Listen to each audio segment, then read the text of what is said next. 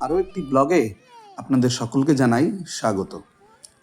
বেশিরভাগ মানুষই জানে শাহজাহান তার প্রিয় স্ত্রী মমতাজ মহলের সমাধিস্থল হিসেবে তাজমহলকে বানিয়েছিল। কিন্তু আপনারা বলবেন, আমি যেখানে এসেছি সেটা তো তাজমহল নয়, তাহলে তাজমহলের সম্বন্ধে বলছি কেন? আসলে বলা হয় যে শাহজাহান হামিদা বানু বেগমকে দেখেই অনুপ্রাণিত হয়েছিল এই তাজমহল বানানোর জন্য। আসলে এই সম্রাজ্ঞী হামিদা বানু বেগম তিনি ছিলেন দ্বিতীয় মুঘল সম্রাট হুমায়ুনের পত্নী এবং মুঘল সম্রাট আকবরের মা। তিনি 1555 সালে হুমায়ুনের মৃত্যুর পর এই সমাধিটি নির্মাণ করেছিলেন।